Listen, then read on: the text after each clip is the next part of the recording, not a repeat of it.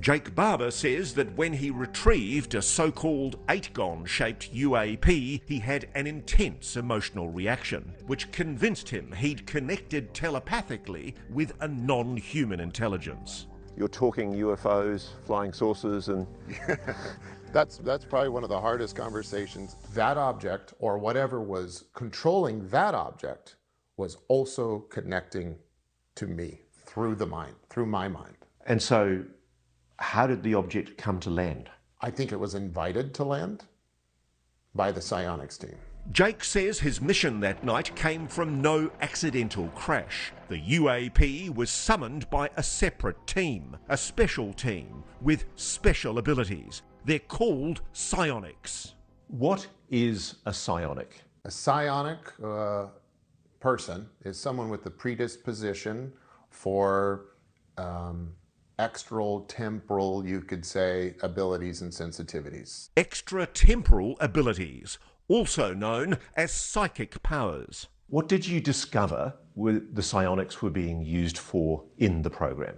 In the program, there was certainly a desire to explore the idea that perhaps UAP could be summoned, could be communicated with, could be controlled, and could be persuaded to land, all by deploying people with psionic abilities. And did you see that happen? Yes, I did. When a psionic operator engages with technology, how do they do it? Using their mind, something like meditation. There genuinely are people who can actually make a mental, spiritual connection to a technology. Yes, 100%. It all seems so far-fetched, psychically gifted humans linking with possibly alien ships, summoning them and even piloting them. But it isn't just Jake saying this.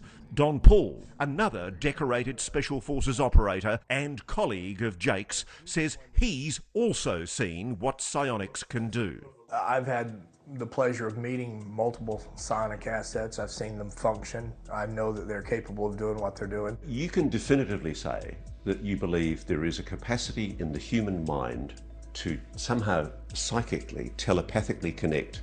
Yes, and I don't know if it's a byproduct, if it's something that they were born with, but there is certain people who are quantifiably, verifiably capable of this. It's an established fact that the Pentagon has had an interest in psychic abilities, what it calls remote viewing, for military purposes. The famed Project Stargate spent years studying the subject, and despite the CIA's official position that such studies yielded nothing, former Pentagon UAP investigator Lou Elizondo told me last year that psychic abilities are very real, and perhaps not very rare.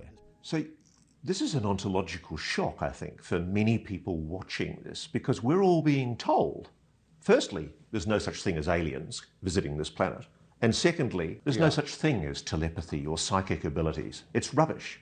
Yeah, you know, I don't think there is going to be an ontological shock. I think it's going to be an ontological relief, because I think everyone deep down knows that there's more to life than what we are being told and experiencing. Like, not only is it not shocking, but it should be welcome.